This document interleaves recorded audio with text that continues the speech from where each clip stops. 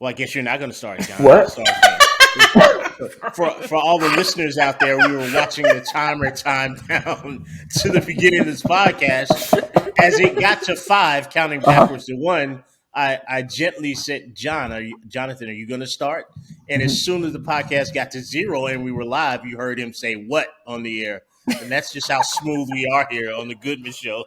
That's how we roll, son. It's what we like to do So here. I was walking out of my podcast studio, which is the room that I work in that I turn on a mic whenever we go to the podcast. I was walking out of my podcast studio a couple of weeks ago, and some guy yells across the street and says hello. And this guy, I see he has like a van, and on the van it says Bolton Foods. Mhm. But I didn't know anything about it. I was like, whatever. Like this guy's like selling me something, but it's a nice day, so I went and chatted with him, and he was like super super nice. And he says, this guy says, "Hey, we're just doing a delivery in the area." So I thought whenever we do this, I thought I'd knock on doors and just say hi to whoever's around and see if you're interested.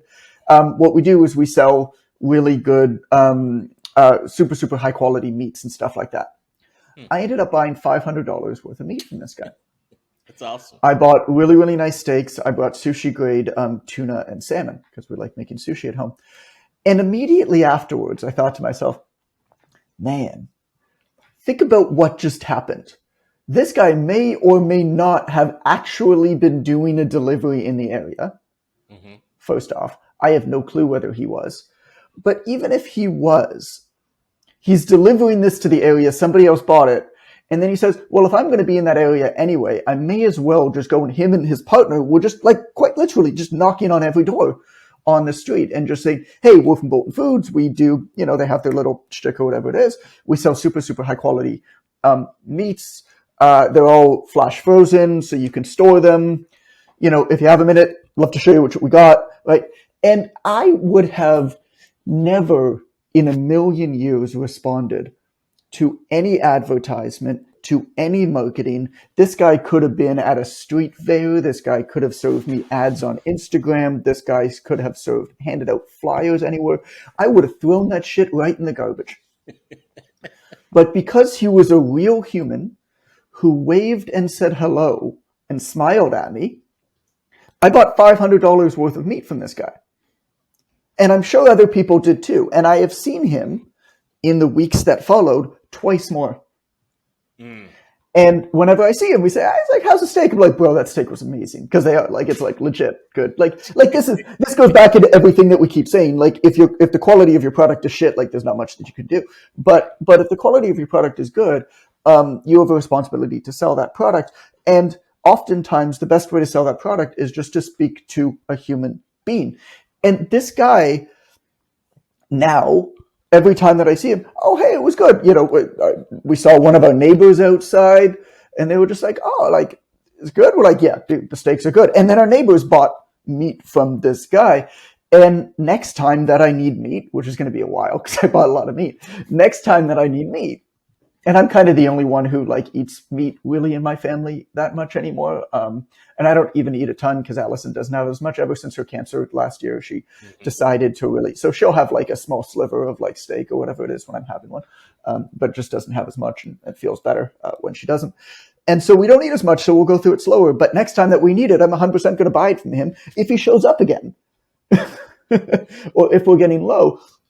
And all that I could think about was how many more people need to operate like Bolton Foods and less like Jimmy, the pretend fitness influencer.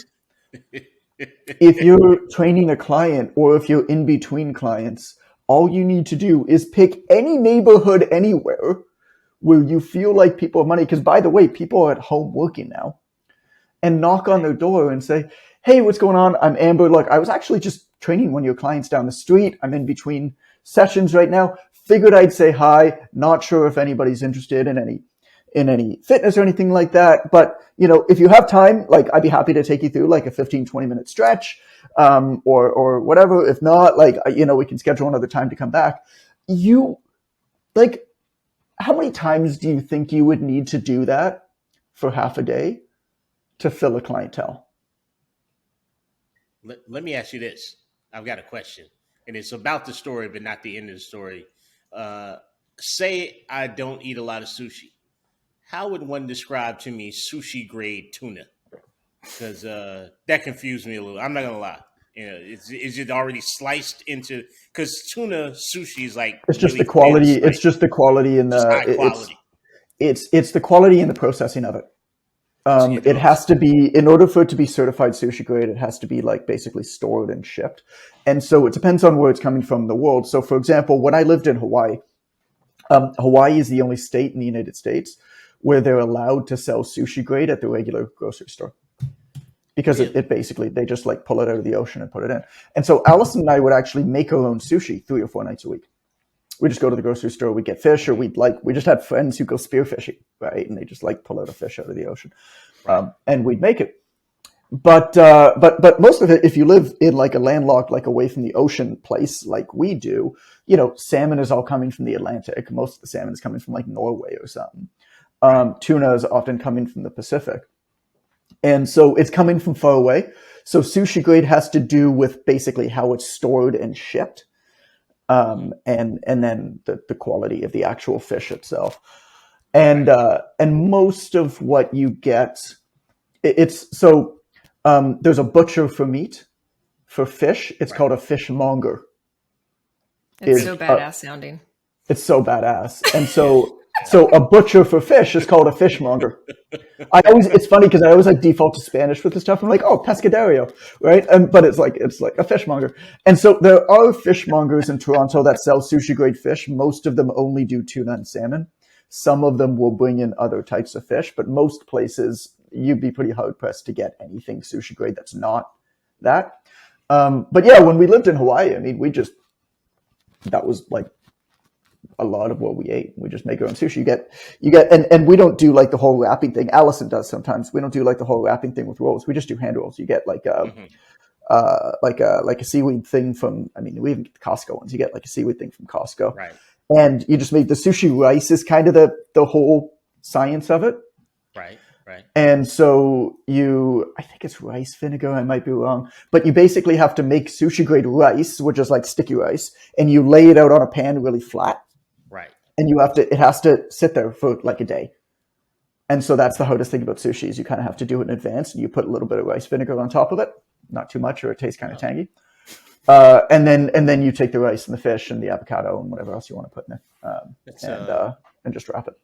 That's how Black grandmothers do their collard greens for Thanksgiving. You have to do it a day early. Yeah. Like if you're cooking your greens on Thanksgiving Day, your greens ain't Mhm. shit. Like they're whack. I got a follow-up question about the sushi, Jonathan. Follow-up question. I want to tie this into business. Say if I change my title on Instagram to sushi grade trainer, what percentage can I raise my prices? What do you think? That's a 40% hike for a sushi grade personal trainer? Is there such a thing? So there's two schools of thought behind names like that. Seth Godin, legendary marketing guy, Seth Godin, Legend. will actually say, I mean, I'm going to put words in his mouth, but that's fine. I mean, I'm sure he listens to this podcast, but Right. He's listening now, undoubtedly. he's going to send me an email, and he's going to be like, John, yeah, buddy, No. Is this a Will heard Smith what you moment? said on the Keep heard my what name you out said of on the your Goodman mouth. show. Yeah, right. Yeah, keep my wife's name out of your mouth. Slap. I feel like what he says. So what Seth Godin says is you actually want to choose a name that has a story behind it, but isn't immediately obvious, so that Gotcha. when like he talks about this with titles of his book, so that way like Linchpin or Purple Cow are names of two of his books. And that way, if it's sitting on the desk or something like that, somebody else says, oh, what's that? And it forces the person to explain and basically sell his book for him to somebody else. The problem, of course, with that is that requires somebody to already own the book, have read the book and like the book, and then share it, which oftentimes, with our businesses, that's harder to do. And we're not in other people's houses as much anymore because of the COVID.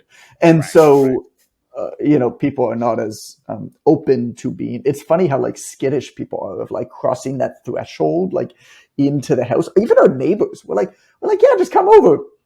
the kid's like, "Can I come?" Yeah, just like come inside. And our neighbor's like, "Is that okay?" Like, yeah, just it's like we're hanging out on our driveway. It's like 1 foot farther to like come into the house, you know. So that's one. But the other bit about the naming is and so your like sushi grade trainer kind of Right. plays into that. Is what I'm saying is that if you do that, it actually has a decent story that I think you could tell around it. Right. But it forces you to tell that story. And I think a trainer, if they wanted that to be their thing, could wrap that into a story and tell it. But they would be forced to tell that story and make that story a part of all the content and all the stuff that they do and their branding and stuff like that, which I don't think is bad. But it's probably not something It that a requires lot of customer trainers are gonna do. education, which takes time and money to do. Oh yeah, It's not Well, bad. and skill. And skill, yeah. And skill. And so as we know, I go with overtly obvious names that take absolutely no creativity whatsoever. And, Quick Coach, Online Trainer Academy, The Goodman Show. You have no idea how many names I thought of that were like way more creative for this podcast. And I was like, The Goodman Show, we're good. We're good. That's good enough, John. You know, I was shocked by the online trainer show back when we were doing that. I was just, like, nobody took that handle, nobody took that domain. That was so amazing to me. And for the listeners out there that aren't familiar with it, I'm saying that because at the time we were probably at the height of online training. Right. This is like pandemic-ish era. And everybody and their grandmother was online training or teaching online training. It was just amazing to me when John said it's going to be called the Online Trainer Show. I was like, how can you do that? There's probably like 60 of them. He was like, no, there's no other show. Here's the thing.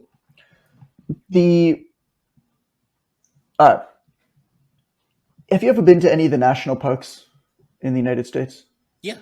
I used to live in the D.C. area, which is Washington, D.C. in of itself is a national park. I've been with some black people and asked them to go on hikes, and the response is always, nah, bro, black people don't hike. No, not that national park, Jonathan. No, not absolutely. Okay. Can I because I was on a boat. I was on a boat one time with a black person, and he looked at me and he's like, "Yo, this is the first boat I've been on. Black people don't boat." It's cruise ship or nothing, Jonathan. You're like, it's not a genre of activity that the culture really latches on to very easily. What was who's Trevor Noah? I remember him talking about when his rich white friends invited him to go camping one time. Trevor Noah's a legend, first of all. He's like, you know how hard we worked to not have to camp? he's like, I'm not going back to that shit. Historically, there's been a lot of outside sleeping and eating through the centuries, Jonathan. It's not something that we really look to for entertainment value. It's far more entertaining to be inside the house with a television. But you go ahead. Okay, national parks. Have I been to a national park? You go to any of the national parks. Alice and I one time did a 48-day road trip. We hit 16 national parks and monuments. Sheesh. And we did a ton of hiking and trekking. And what jumped out at me in every single one of them, we went to some of the like lesser known ones, but we went to some of the major national parks, like Yosemite, for example.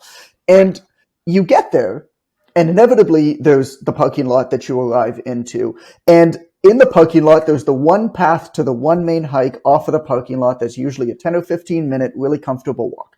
And that thing is packed. Everybody's taking pictures. And then you walk off of that path or on a different path that's just like 5 minutes off of the beaten path. And you got the whole thing to yourself. Right, nobody's there. It's the same with podcasts. It's the same with business. It's the same with marketing.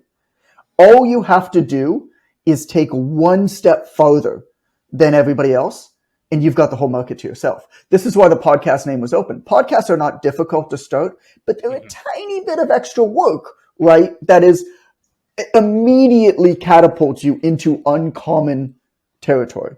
Right. It does not, the bar is set so low to stand out all you have to do is do something that is a little bit uncomfortable, that is a little bit unfamiliar. And all of a sudden you're in a league of your own. You know what's interesting about that? Someone messaged me, DM me this morning, actually, about the other podcast. Said they followed me and I did what Jonathan does. Hey, thanks so much for following. Happy to have you here. I'm curious, how the heck did you even find me in my little tiny corner of the internet? She was like, oh, I listened to the online trainer show. I was like, that crap's still on? I thought they pulled that down. Like, no, it's still up. But seriously, a lady this morning, she said, oh, I've learned so much from that show. It's hilarious. And we did a good amount of those shows. I mean, that was way past average. Episodes. Yeah. What was it? Was it 130 episodes? Over 130. 130. Yeah, I mean, we did it for well over a year, right? Mm-hmm. What's the average, John? You told us what like the average amount of podcasts. What is it? Under 20, and people sort of tap out. I mean, it depends, right? It's the same type of thing where you kind of have to look at the stats two different ways. For example, if you look at the average from when people become a certified personal trainer, like what's the average like lifespan of a personal training career? Well, if you set the low bar at somebody just becomes certified, it's 2 months. But if you set the bar at 5 clients, like if somebody's gotten 5 clients, it jumps up to 2 years. Mm-hmm. And so it's the same type of idea with podcasts. I don't remember what the stats are, but the average is something like 3 episodes. Right. It ain't 130. I know that. But it's not 130. I think it's like 15, 20, like no matter where you do it. Like basically if somebody has more than 10 or 15 episodes, like they're bucking the trend. So here's how I respond. So one of the things that I do, because it's really hard to know what to say yes or to say no to often. And I want to say yes, I want to participate in a lot of things. And I'm getting invited to a lot of podcasts, and I can't like I just don't have the time or the effort or the desire to actually assess whether it makes sense for me to go on each one. And I don't want to let my emotions in the moment, like I don't want to let current John make decisions for future John, because future John fucking hates current John. Yeah. And so that all the time.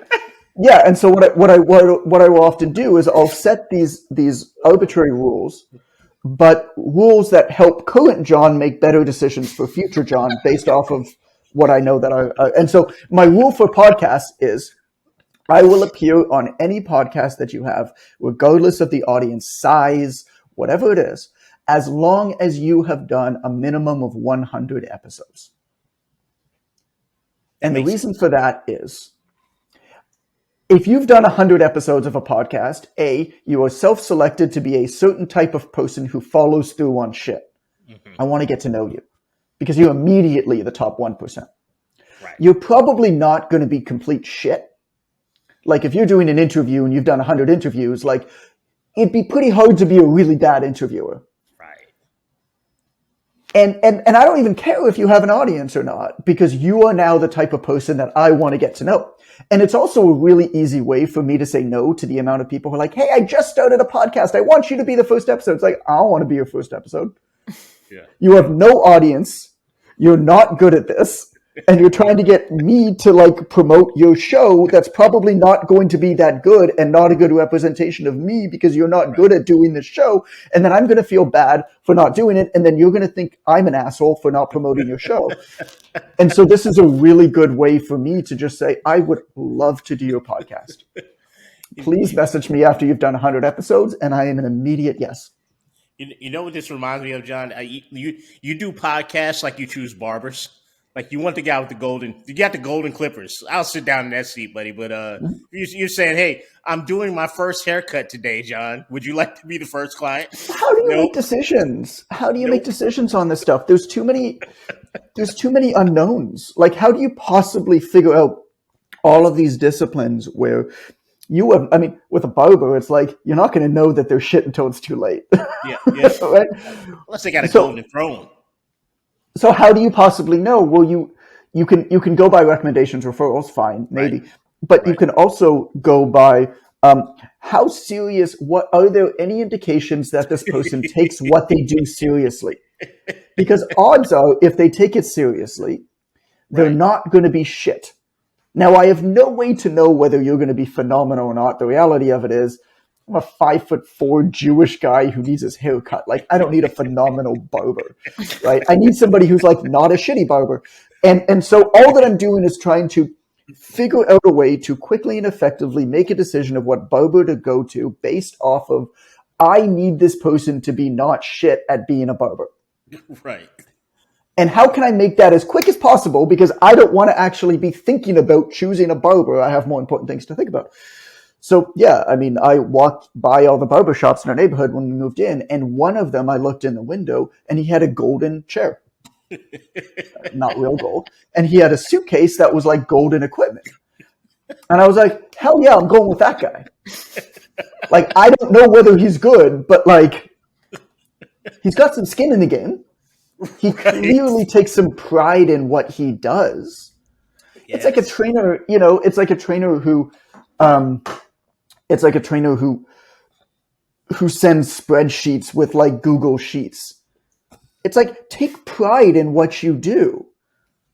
If you are serious about what you do, you take pride at what you do. If a client's paying you for it, they deserve you to send their program professionally. That's why I designed Quick Coach is because trainers should take pride in their programs. And a program is not just about the sets and the reps. It's about the trappings of the program. How somebody receives that program impacts their results just as much as what's actually in the program, because if they believe that that's the right thing for them, and if they believe that the person sending it is an expert, the odds that they'll do it go up. The odds that they'll adhere and believe in the process go up, and your success as a coach will increase. Yes. These are all of the soft skills, and this is why you need to register for Quick Coach at quickcoach.fit right now. Claim your free account, www.quickcoach.fit, another one of these boring names, and take pride in what you do. Like, Google Sheets is not something you should be proud of. Sending your clients their programs, not just because it's a shitty experience for them to receive it, but there's no skin in the game for you. Why would anybody trust you based off of that versus anybody else? It's the same idea of choosing a barber. It's the same idea for anything else. Okay, I want to talk to you about. Should we circle back? Philippines. Should we circle back? Because we didn't really finish the conversation around going door to door. You asked a question of how many afternoons do you think it would take you to fill up your client roster? So one thing that I was thinking of is set expectations around. If you do that, you're not going to get a client every door you walk into, but you start relationships, and that should be the goal, not to necessarily land clients, but to build relationships.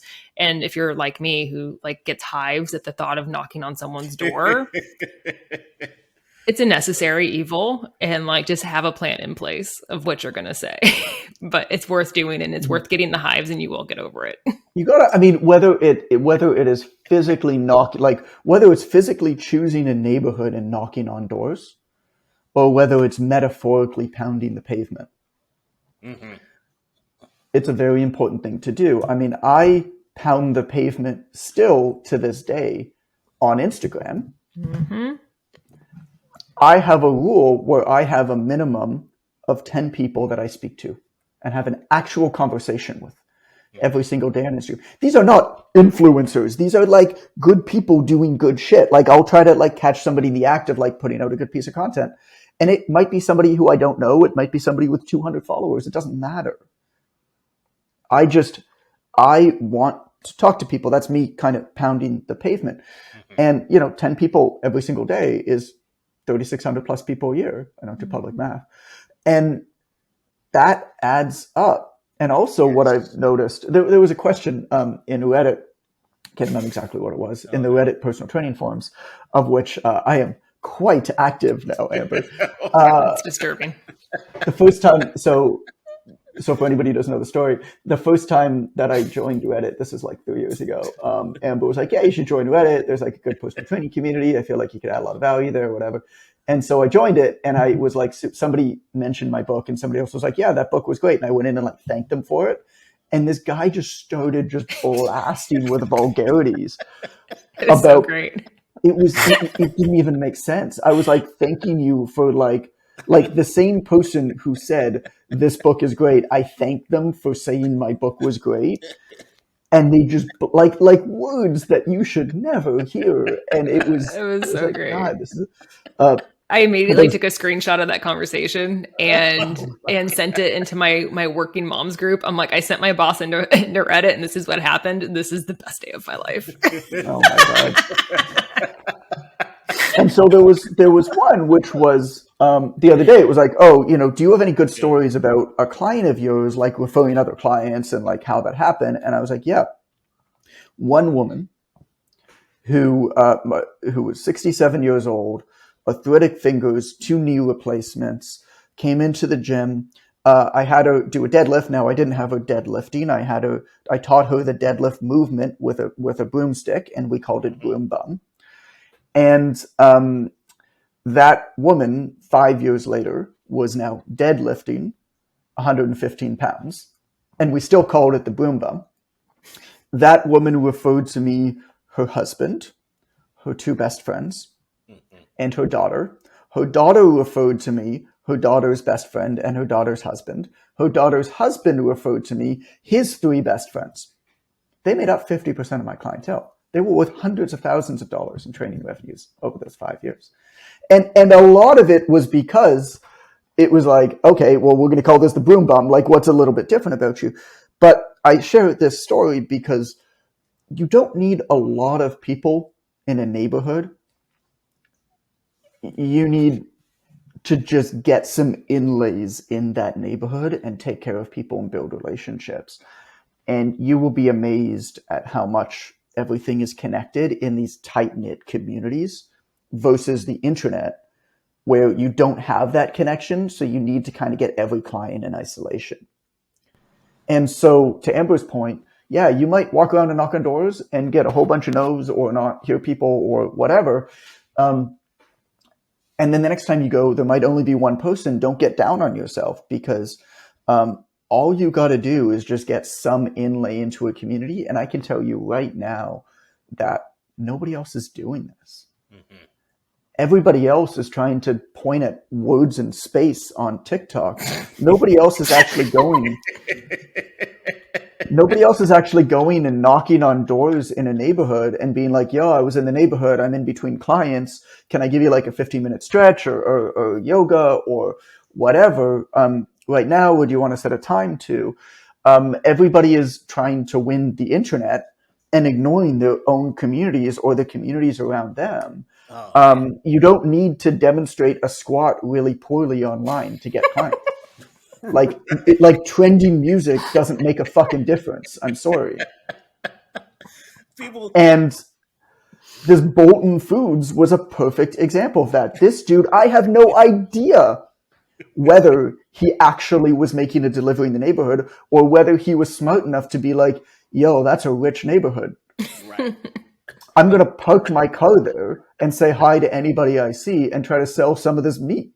Yeah. Oh, look, meat out of a truck is sus, though. I'm just gonna say. No, this was like a legit. Okay, like, see, ours truck. We have a truck that does that, but it's like a 1999 like Ranger, No, this is like legit with a cooler in the back. But I mean, think about Welcome this. To the South. Yeah, I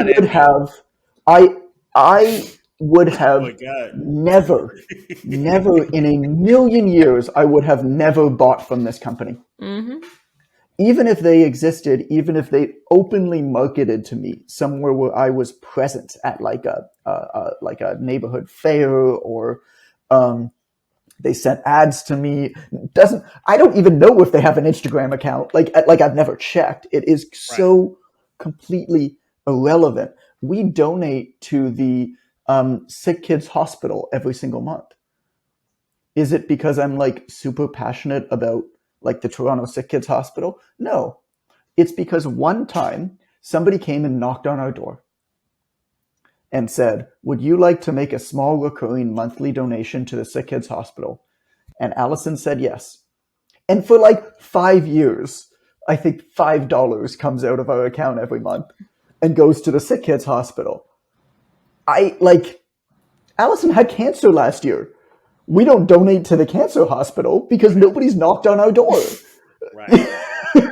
This is why, like, when students come to us and when Ren and I do coaching calls with students, one of the very first things when there's like, oh, look, I'm not getting any clients, you don't know what's going on. One of the very first questions we ask is, did you talk to anybody today? How many?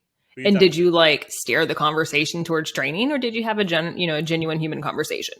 And that's usually the very first thing we ask. And if it was nobody, get off the call, go talk to some people, like that's the default, Like, it's so humans engage in such anti-human behavior when they get involved in the sales process. Right. It's like all the humanity it leaks right out of their brain. And I had this conversation yesterday, and I'll be quick, John. I know you got something you want to get to, but I had a conversation with a guy yesterday. I said, I did a social media audit, and I said, hey, I'm noticing that people are commenting on your posts, and you're just giving a like you're not replying to the comments. That kills me. He's like, yeah, I never really thought about it. I was like, okay, here's the scenario. I walk up to you on the street somewhere. I'm like, hey, it's Carson, my best bud from high school. Hey, dude, this bro Carson, man, he could jump out of the gym, man. This guy used to dunk like crazy. He's amazing. And you look at me and you give me a thumbs up and you walk off. How fucking weird would that be?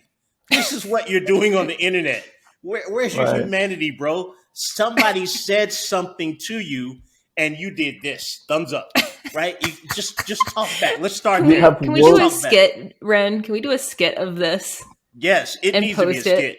We need to do that. I'm going to do it. I'm going to do it for my own benefit. You're better. For my own business. Yeah. I'm going to do it for my own business benefit so that in no way it helps PTDC or any of its affiliates. I'm sorry, Jonathan, you were going to say? Philippines.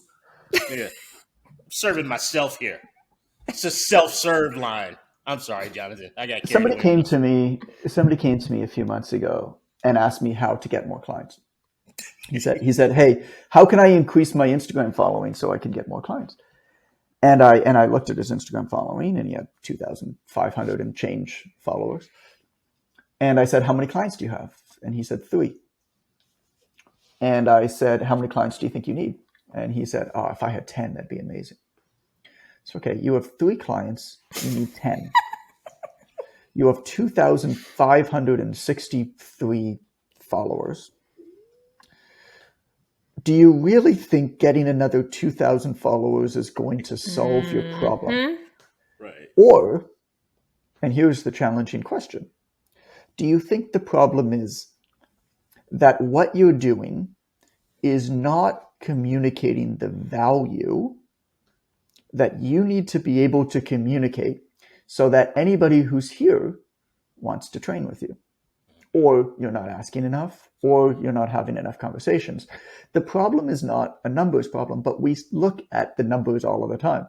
Mm-hmm. We see that number going up or not going up, or maybe even going down. That's scary, right? Oh my God, somebody stopped following me. I had 2,563. Now I have 2,561. My life is going to end. Well, the reality of it is 200 people who care deeply about what you do, who are deeply embedded in what you do, is way more valuable than 2,063. Yes. May I remind you, sir, all you need is 10 fucking customers. That's not even 10% of your following.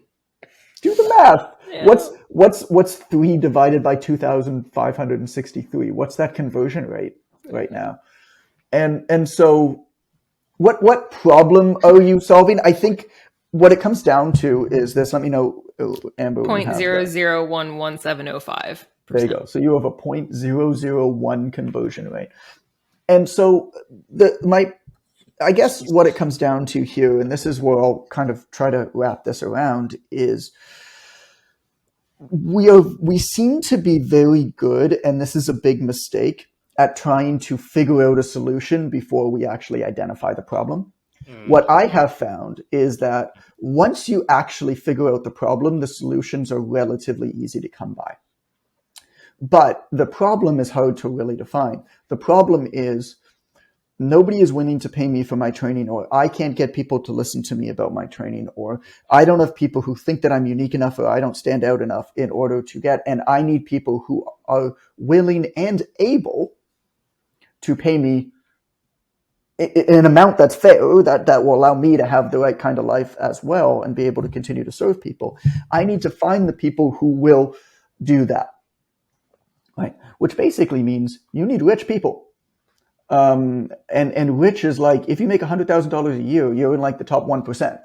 Like, so you need rich people. And so we talked about this in the neighborhood, like Bolton Foods. Again, I have no idea whether they were actually making delivery or not, or whether they were just like, this is a rich neighborhood. We sell expensive meat.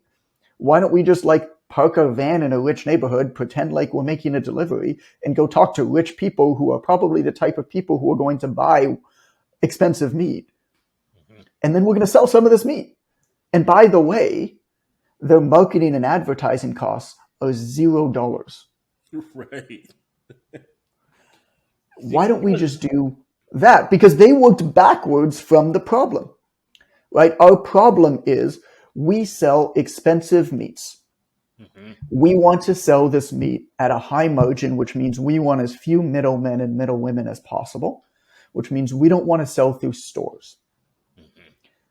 And so we can either advertise, but there's a big cost to that, and how are we going to stand apart, and why us, and how do we actually like talk to people about what they want? Because he had like 15 cuts of beef. Like, how are you ever going to have that conversation with somebody? Whereas with me, he can say, oh, what kind of, how do you eat your steak? Like what kind of stuff do you like? And then he could be like, oh, this one's the right one for you.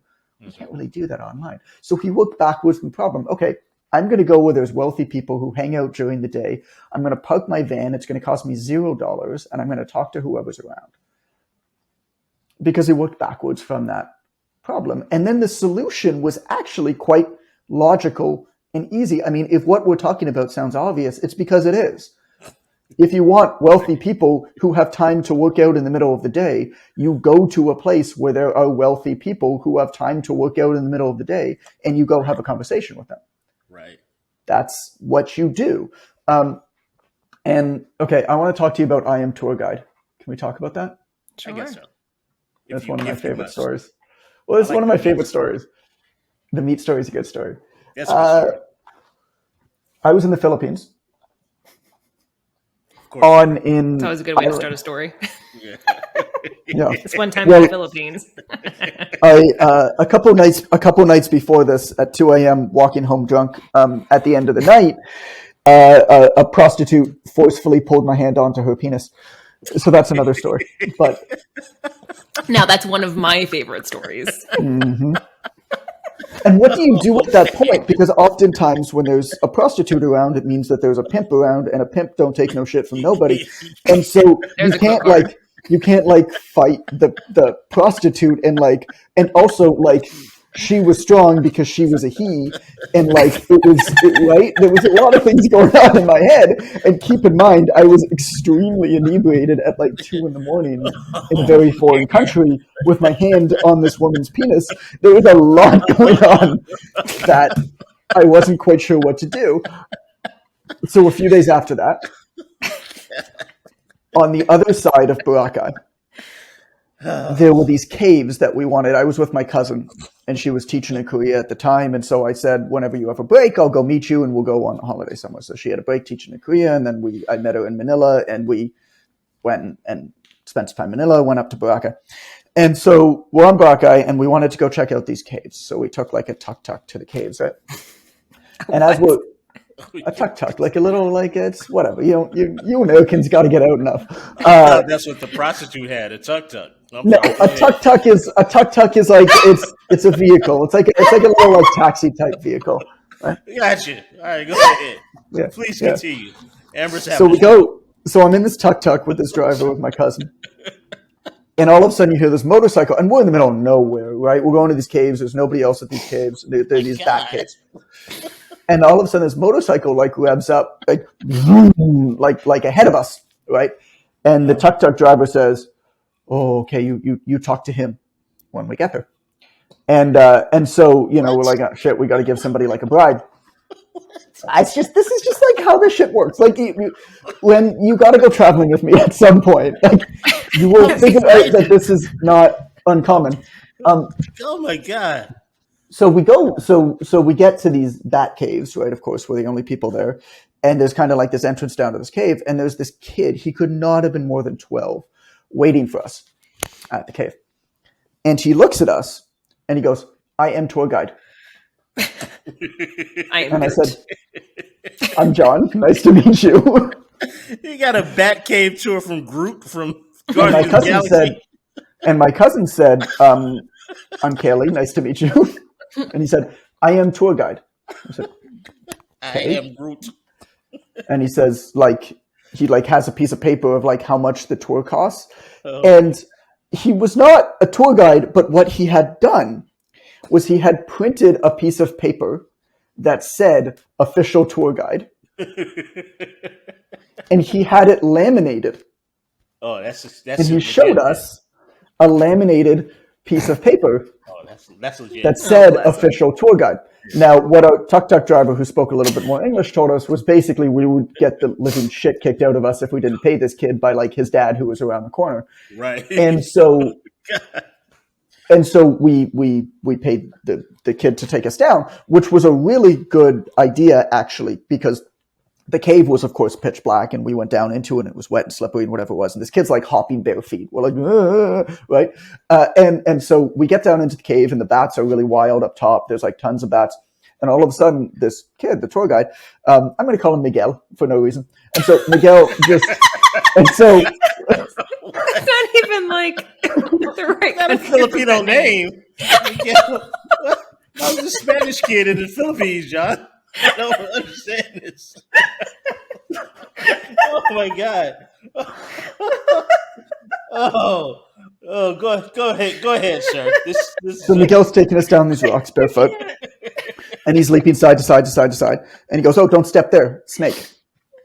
What? And we go, what? Like we didn't see the snake, and all of a sudden he shines his flashlight down at the snake, and we look at it, and we go, "Is it poisonous?" He's like, "Yes, very, very poisonous." This kid's bare feet, right? Like my cousin's wearing sandals, she's hungover as all hell. Like I'm not as hungover, but I'm like wearing running shoes, and so we're down in the cave, and there's a snake, and then and so it was good that he took us down into the cave, or else we might have like stepped and gotten bitten by this snake, this like white snake, and of course we get out of the cave, and we paid the tour guide, Miguel, and we go back to the thing,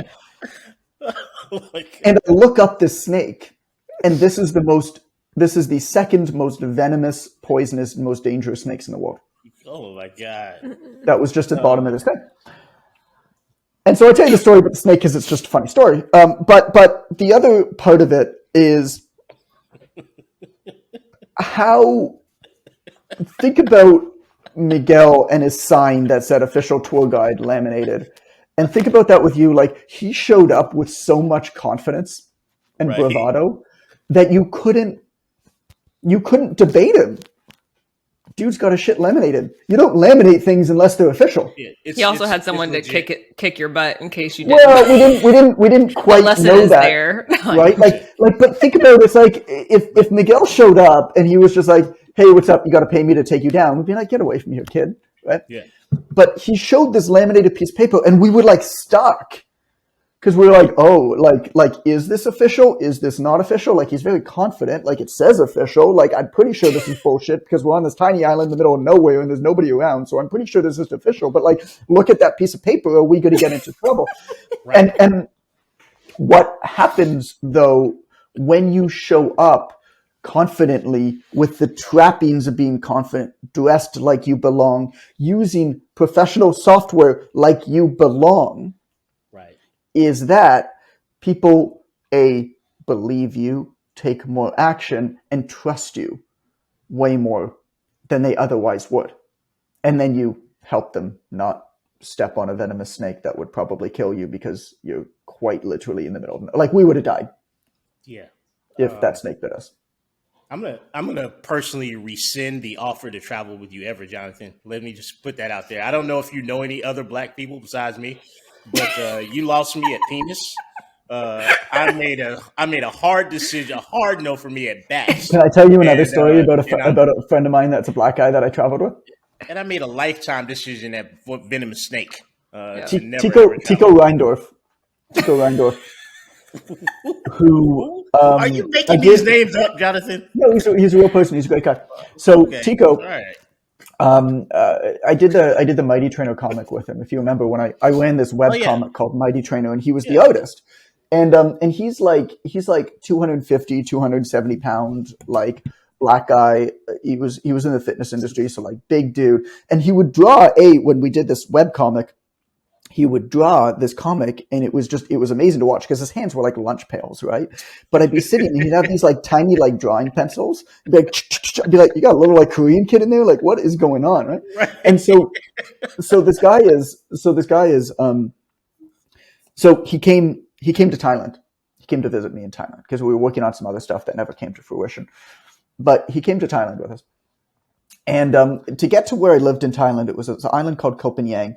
You basically had to fly like Toronto to somewhere else, usually like Tokyo or Seoul or something like that, and then to Bangkok, and then Bangkok to Suratanu, which is like a secondary airport, and then take a boat. So it was like a 30-hour trip to get here.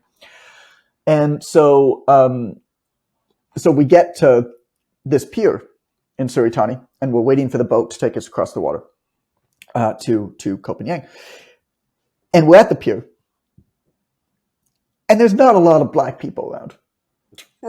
It's shocker. Right?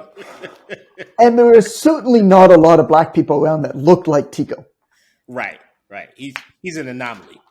And so people started to want to take pictures with him. Right. One of the workers, and so people would like pose for like pictures with him, right?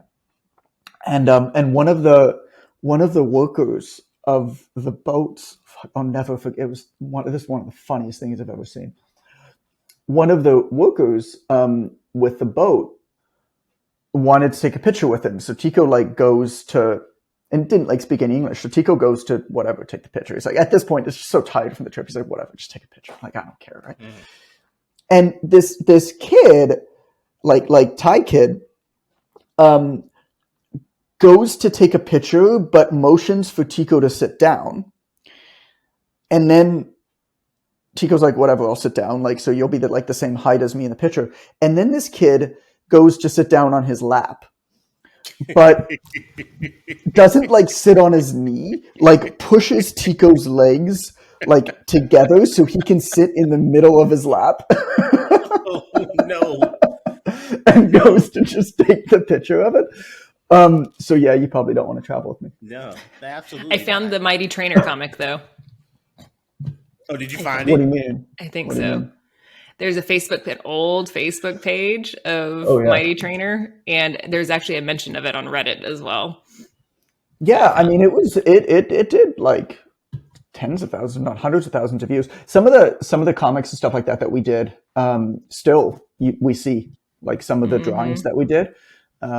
We still see all over the place. I actually have a book that I've been working on, a fiction book that I've been working on based off of a lot of the characters from that comic. And I'm about 15,000, 20,000 words in. Nice. So about like 7,500 pages in on this book. And it's hilarious. It's just like this irreverent parable with all of these caricatures of the fitness industry. Like the book starts with this guy who stows away in a shipping container running away from home in Italy and gets stuck in the shipping container that's 6 feet tall and 6 feet wide. It's a weird version of Life of Pi. and right. And has like doesn't know where it's going. It ends up it's going to America, but doesn't know where it's going. And to pass the time, he just did push-ups all day. He didn't figure out that he could stand up, so he just did push-ups. And by the time he got out of that shipping container at the other side of it, his body was so like morphed that he just had this massive internal rotation, this huge upper body, this huge chest, and no legs. He had like twig legs, and he lost the capacity to speak. He could just grunt, and so they nicknamed him Brorilla and made him demonstrate and just do push-ups. It's like a circus act. Well, and then so he was discovered by Jay Armadillo, who's the bad big box gym owner who in his previous life ran an illegal, who illegally ran a boxing ring, an illegal boxing ring beforehand, and he needed a sideshow, so he found Brorilla to do push-ups and like grunt for like this illegal boxing match. That was how, and then he opened up the gym. He ended up opening up the gym that he opened up, Armadillo's gym, as a way to launder money from his illegal boxing ring. because gyms are actually a great way to launder money, and because you could just like hire personal trainers and like pretend that they're working and launder money through them and launder money through equipment and then take loans against the equipment and do it. If you understand how laundering money works, gyms are actually a great way to launder money. And then what he realized very quickly was that you can actually make more money ripping people off with like illegal contracts and stuff like that in gyms than you can with illegal boxing rings. So then he did that. And then what he realized is that, well, you can actually make even more money by starting a personal training certification and forcing all of your trainers to buy your own certification for your gym and all your education in order to work for you. And then the thing just spirals out. So this is part of the story that I'm writing. So is this based on a true story or? There's inspiration.